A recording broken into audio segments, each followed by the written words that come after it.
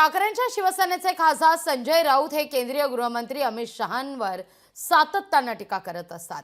त्या संदर्भात आज भाजपचे नेते आणि मंत्री चंद्रकांत पाटलांनी गौप्यस्फोट केलाय।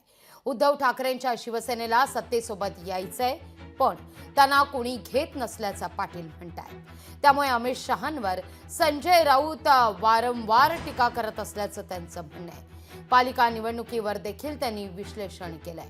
यावर स्वतः संजय राऊत आणि अंबादास दानवे यांनी काय भाष्य केलंय, कसा पलटवार केलाय पाहूया। देशाचे गृहमंत्री या नात्याने आणि शिवभक्त अमितभाईंचं, संजय राऊतजी अमितभाईंचं 500 पाणी छत्रपती शिवाजी महाराजांवरचं स्वतः तयार केलेलं संदर्भ गोळा केले पुस्तक येत्या काही दिवसात पुण्यात प्रकाशित व्हायचं की दिल्लीत व्हायचं एवढाच मुद्दा राहिलेला। ज्या पुस्तकाचं वाचन केल्यानंतर संजय राऊतजी तुम्हालाही चक्कर येईल की शिवाजी महाराजांचा अभ्यास इतका केला। त्या अमितभाईंबद्दल केवळ तुम्ही सत्तेमध्ये नाही, तुम्हाला यायचंय परंतु घेत नाही म्हणून तुम्ही किती दुस्वास करणार। रोज तुमची माणसं चालली आहेत।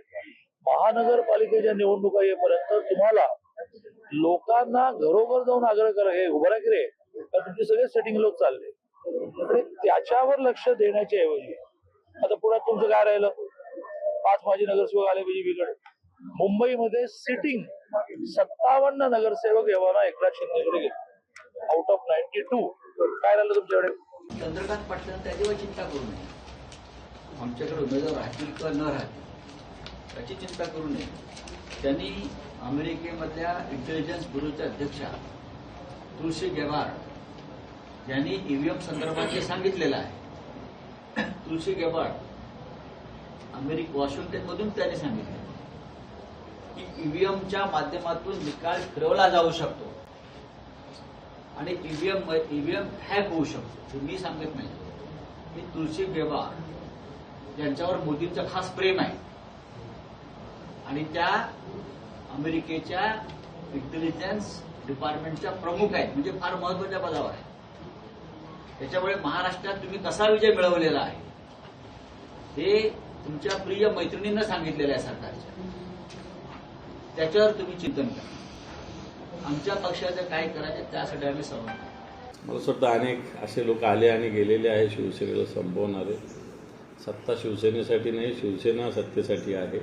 शिवसेनेला आपसूक सत्ता येईल। शिवसेना विरोधी पक्ष म्हणून सातत्यानं काम करत आलेली आहे। 2-5 वर्ष सत्तेत होती म्हणून आम्हाला सत्ता पाहिजे, मला वाटतं हा त्यांचा गैरसमज आहे। दादांना त्यांनाच आता सत्तेशिवाय रावलं जात नाही म्हणून मग त्यांनी अशा पद्धतीने शिवसेनेचं फोड, शरद पवारांचा पक्ष फोड आणि मग स्वतः सगळे नेते बनणं, मला वाटतं ही वृत्ती यांनीच केली। आम्ही थोडी कोणता पक्ष फोडला, आम्ही तर 3 सोबत घेतले होते पक्ष, आम्ही थोडी फोडायची गरज पडली होती आम्हाला। तर सत्ता तर तुम्हाला पाहिजे आणि शिवसेनेला सत्तेत येण्याची गरज नाही। शिवसेना विरोधी पक्ष म्हणून ताकदीनं काम करते। आम्ही जेव्हा उठाव केला त्या दिवसापासून त्यांना भाजपबरोबर जायचं, शिंदेंना रोखायचंय, फक्त एकनाथ शिंदे रोखला गेला पाहिजे यासाठी कोणतीही तडजोड करायला ते तयार होते। परंतु शिंदे साहेबांनी केलेली हिंमत ही मोदी साहेबांना माहिती होती, अमित शहा साहेबांनाही माहिती होती आणि म्हणून त्यांनी त्यावेळेला त्यांना नकार दिला आणि त्याच्यानंतर अनेक माध्यमातून मग कुणाचे नातेवाईक धरले, हाताशी धरणे, कुणाकुणाकडे जाणे, या सर्व माहिती आमच्याकडे आहेत। हा सगळा प्रयत्न करून ते थकले आणि त्यांना सगळ्या वरच्या लोकांनी सुद्धा सांगितलं आमच्याकडे यायला तुम्हाला आता प्रवेश बंदी आहे आणि त्यांना प्रवेश तो नाकारलेला आहे। लोकशाही मराठी ऐका, पहा, जागरूक रहा।